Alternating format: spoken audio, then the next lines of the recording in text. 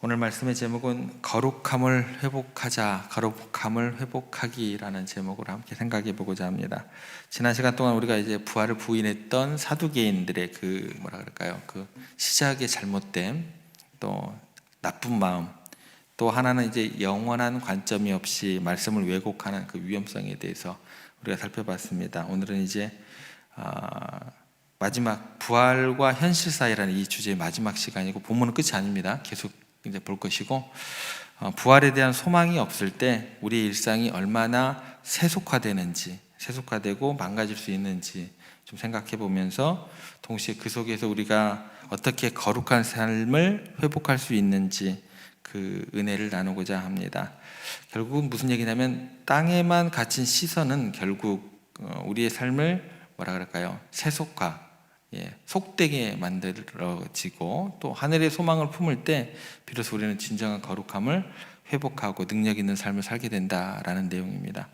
예수님께서 부활을 믿지 않던 사두개인들에게 24절에 보면 뭐라고 얘기하시냐면, 너희가 성경도 하나님의 능력도 알지 못하는도다 라고 이야기를 하십니다. 그러니까 부활에 대한 잘못된 생각, 무지가 단순히 내세에 대한 잘못된 이해를 넘어서서 현재 우리의 현실적인 그런 삶마저 얼마나 어렵고 황폐하게 만드는지 그런 보여주는 그런 예수님의 말씀입니다.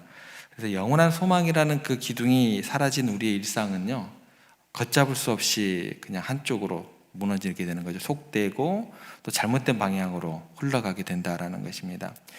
여러분, 부활에 대한 소망이 없을 때요, 우리는요 눈앞의 이익과 쾌락만 쫓게 됩니다.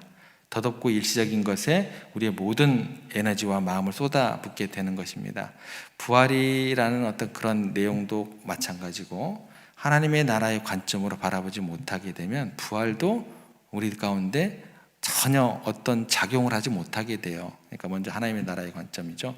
그래서 오늘 본문 같은 경우도 레위기에 나와 있는 것을, 신명기에 나와 있는 것을 생각해 볼 때 어떤 식으로 접근을 하게 되냐면, 이제 보통 말씀을 대할 때 타인을 배려하고 공동체의 유익을 생각하기보다도 하나님 나라의 관점으로 생각하지 않게 되면 철저히 자신의 욕망을 채우는 데 급급해지는 삶이 나타나게 됩니다. 그리고 작은 이익 앞에서 하나님의 나라를 생각하지 않으면요, 철저히 내 양심을 저버려도 괜찮아요. 그리고 순간의 즐거움 앞에서는 값비싼 대가를 치르면서도 그걸 깨닫지 못하게 된다는 거예요.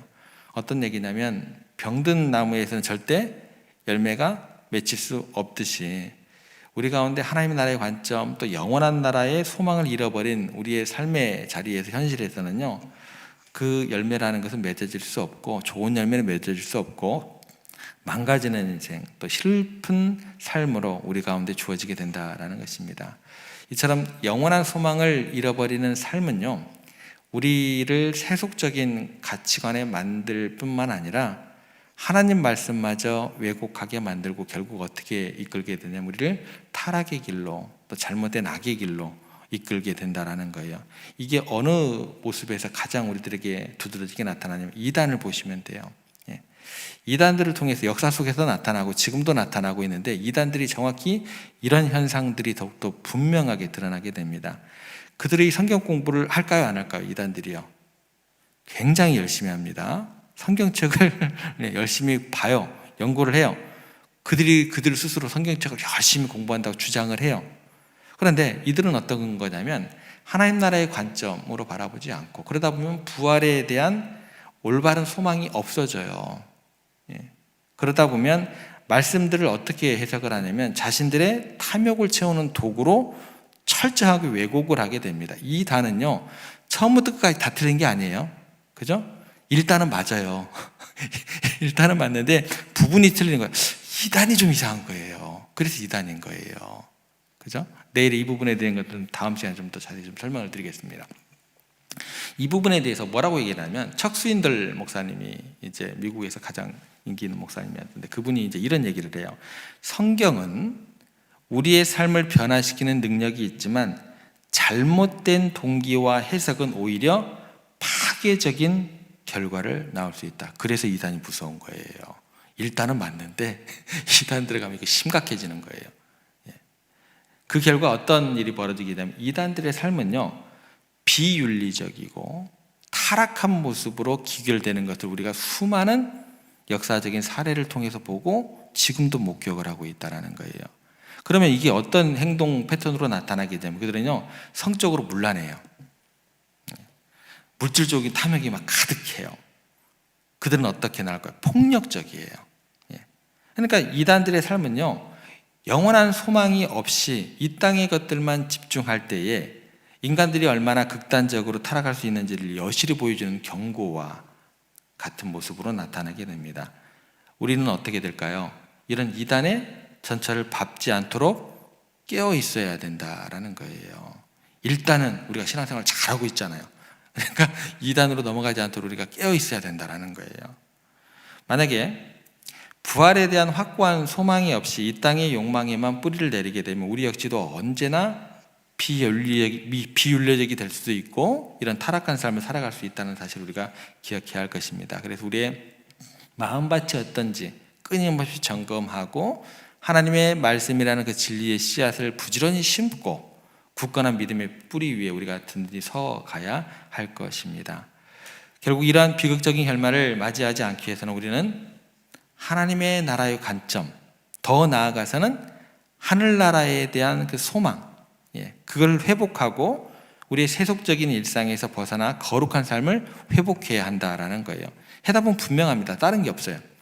하늘나라에 대한 거룩한 소망을 다시 회복하는 것, 이게 중요하다라는 거예요.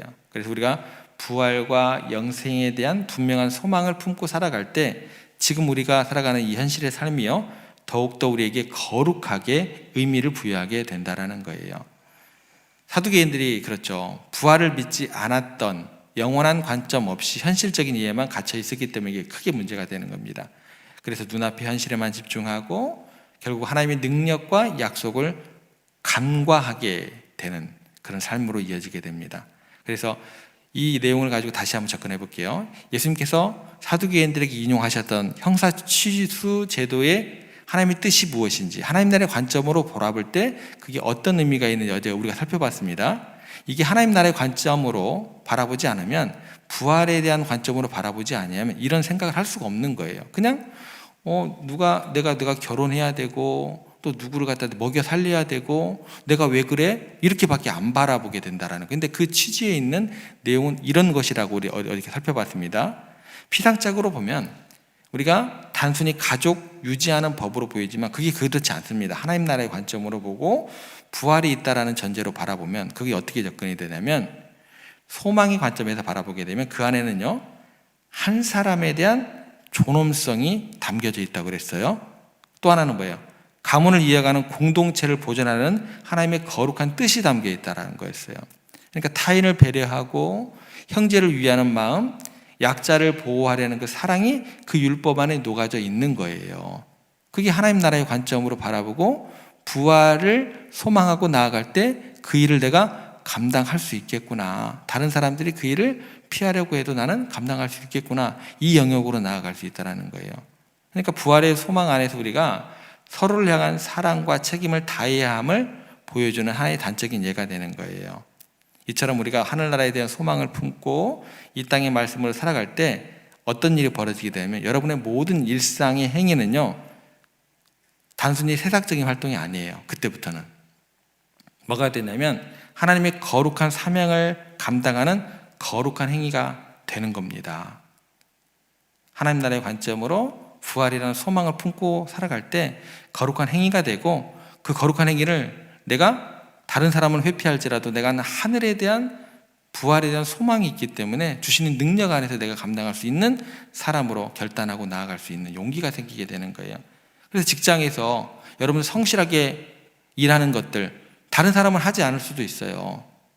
근데 여러분들이 하나님의 나라의 관점으로 또 이 땅의 삶이 전부가 아니다, 또 하늘나라라는 것이 우리 가운데 면류관으로 주어진다고 생각을 하게 되면 다른 사람들이 성실하게 일하지 않아도 여러분들은 흔들림이 없이 하나님께서 내게 맡겨주신 책임을 나는 감당하는 거야, 그 마음 가지고 이를 악물고 그 자리를 견뎌낼 수 있다는 거예요. 가정에서의 사랑과 헌신 마찬가지입니다. 그건 그냥 내가 헌신하고 내가 땀 흘리고 내가 고생하는 게 아니에요. 내 그 가정에서 뭐를 반영하는 거예요? 하나님의 사랑을 반영하는 거예요. 예. 어려운 이웃을 돕고 복음을 전하는 우리의 작은 노력들은 뭐가 되는 거예요? 하나님의 영원한 그 가치들을 내가 가지고 그걸로 섬기는 거예요. 그래서 부활의 소망이라는 것은 우리가 이 땅에서 겪는 어려움과 고난, 믿는 사람도 그렇고 믿지 않는 사람도 똑같이 경험합니다. 근데 부활의 소망이 있는 우리들은요, 우리가 이 땅에서 겪는 어려움과 고난 속에서 어떻게 되어지는 마음이 주어지게 되면, 이거 인내함만 한 거예요. 인내하면서 내가 사랑을 실천할 수 있는 믿음 가운데 갈 수 있게 되는 거예요. 예. 부활의 소망, 하나님 나라의 관점이 없다고 한다면 이게 인내 뭐로 해요? 인내 못합니다. 사랑 뭐하러 실천해요? 똑같은데 안 되는 거예요. 철대야 돼요. 먹고 놀자예요. 사두개인처럼. 하는 나의 관점도 없죠. 부활에 대한 소망도 없죠. 끝인데 죽으면 뭐하러 이 세상에서 우리가 막 땀 흘려 땅끝까지 복음을 전해야 되고 뭐로 다른 사람을 섬겨야 되고 그러냐는 거예요. 할 필요 없죠. 예. 영원한 가치를 바라볼 때 우리는 썩어 없어질 세상의 것에 연연하지 않게 되고 하나님 나라의 뜻을 거룩하고 의미 있게 그렇게 우리 삶에서 이루어 나갈 수 있게 되는 거예요. 언제? 진정으로 하늘을 바라보게 될 때 비로소 땅에서 삶이 그 의미를 우리 가운데 찾아가게 된다는 거예요. 분리가 되지 않습니다. 지금 여기까지는 땅이고 여기서부터 천국이야. 분리되면은요 절대 여러분들이 이 땅에서의 삶만 바라보게 돼 있어요. 천국 못 누립니다. 예. 이 얘기를 누가 하냐면 C.S. 루이스라는 사람이 있습니다. 이 사람이 순전한 기독교에서 이렇게 이야기를 합니다. 만일 여러분들이 역사를 읽고 본다면 현세에서 최선을 다했던 그리스도인들은 내세를 진심으로 생각했던 사람들이라는 것을 발견할 것입니다. 현세 따로 내세 따로가 아니에요.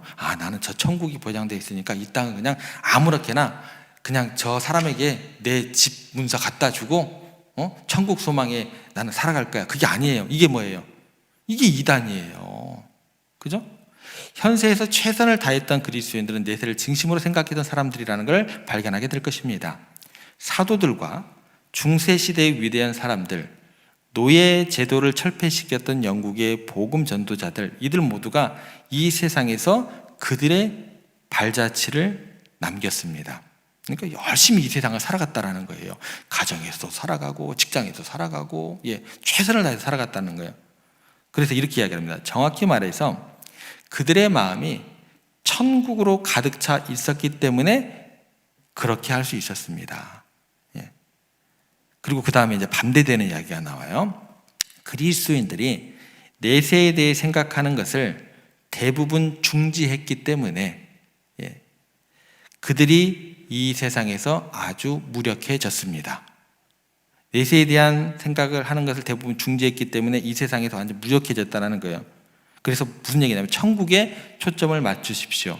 그러면 이 세상을 덤으로 얻을 것입니다. 무슨 얘기냐면 진정으로 이 땅에서 의미 있는 삶을 살고 위대한 업적을 남긴 그리스도인들은 하늘나라에 대한 분명한 소망을 품고 살아갔던 사람들이었다라는 거예요.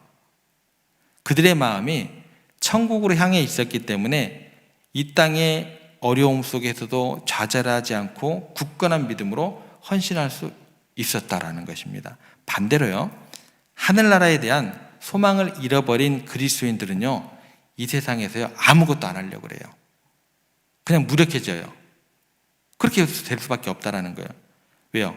그들의 시선이 하늘에 머물지 않고 땅에만 머물러서 그 썩어질 것들을 매달리기 때문에요, 그리스도인들이요 아무런 능력도 없는 사람으로 전락하게 된다는 거예요. 여러분, 우리가요 하늘에 대한 소망을 가졌다라는 것은 정말 여러분들의 가정에서 직장에서 어떤 모습으로 나타나는지 잘 생각하셔야 돼요. 내가 하늘에 소망이 있는 사람인지 없는 사람인지 거기에서 구분된다라는 거예요. 착각하시면 안 돼요. 우리가 진정으로 하늘의 소망을 품고 살아갈 때 개인의 변화뿐만 아니라 우리 사회에, 이 땅에 긍정적인 변화를 하나님께서 이루고야 마신다라는 거예요. 하나님의 능력이 나타나는 거예요. 이 땅 따로 천국 따로가 아니에요. 그래서 뭐 여러 가지 환경 문제에 대한 깊은 관심을 가져야 돼서 또 그때 실천을 해야 될 것이고, 사회적 약자들을 향한 따뜻한 나눔과 섬김이 우리를 통해서 이루어져야 될 것이고, 이 모든 행동들은요 천국 소망을 가진 그리스도인들이 이 땅에서 보여줄 수 있는 아름다운 열매들이 될 것입니다. 이 땅에서는 다 버려야 될 것이고 다 망할 세상들이니까 우리는 천국 소망을 가지고 있고 천국 시민이니까 천국만 바라보고 살아가야 돼. 그 사람은 정말 하늘 소망이 없는 사람입니다. 하늘 소망이 있다고 한다면 그렇게 행동이 나오지가 않아요. 이 땅에서도 천국을 만들고자 하는 인내와 또 섬김이 그들을 통해서 나타나게 된다는 것 꼭 기억하시기 바랍니다. 그래서 예수님께서 뭐라고 얘기를 하시냐면, 너희는 먼저 그의 나라와 그의 의를 구하라. 그러면 내가 너희들에게 천국 줄게. 천국 올 때까지 그냥 기다려가 아니에요. 너희는 먼저 그의 나라와 그의 의를 구하라. 그리하면 이 모든 것을 너희에게 더하시리라. 이 모든 것을 너희에게 더하신 시점이 언제예요? 지금이에요. 지금. 하나님께서 우리의 모든 필요를 채우시는 것이 언제냐? 우리가 하늘의 소망을 가지고 최우선을 두고 살아갈 때 하나님께서 우리의 모든 필요를 채우시고 이 땅에서 더욱더 풍요로운 삶, 평안이 가득한 삶, 주님과 동행하는 그런 삶으로 이끌어 주실 줄 믿으시기를 바랍니다. 부활의 소망이 없는 삶은요 결국 세속화되고 눈앞의 욕망에만 매달리게 되어 있는 안타까운 결과로 이루어지게 될 것입니다. 그러나 우리가 하늘의 소망을 회복할 때 우리는 비로소 진정한 거룩함을 되찾게 되고 이 땅에서도 능력 있는 삶을 살아갈 수 있다는 그런 하나님의 말씀을 우리가 오늘 기억했으면 좋겠습니다. 이제 우리가 땅에 갇힌 시선을 버리고 영원한 부활의 소망을 굳게 붙잡아야 할 것입니다. 그래서 매일의 삶 속에서 기도와 말씀을 통해 하나님과 관계를 깊게 하고 예배와 교제를 통해서 믿음의 공동체 안에서 서로를 격려하고 우리의 재능과 시간을 활용해서 이웃들을 섬기는 작은 실천들을 통해서 우리들의 하늘 소망을 날마다 키워나가는 저와 여러분들이 되었으면 좋겠습니다. 그렇게 하늘 소망을 품고 살아갈 때에 여러분들의 일상의 모든 순간은 하나님의 거룩한 뜻을 이루어가는 의미 있는 시간으로 다가오게 될 것입니다. 부디 여러분 부활의 소망으로 가득 찬 삶을 통해서 이 땅에서도 하나님의 영광을 드러내는 여러분의 복된 삶이 되기를, 그리고 오늘 하루의 삶이 되기를 주님의 이름으로 간절히 부탁드립니다.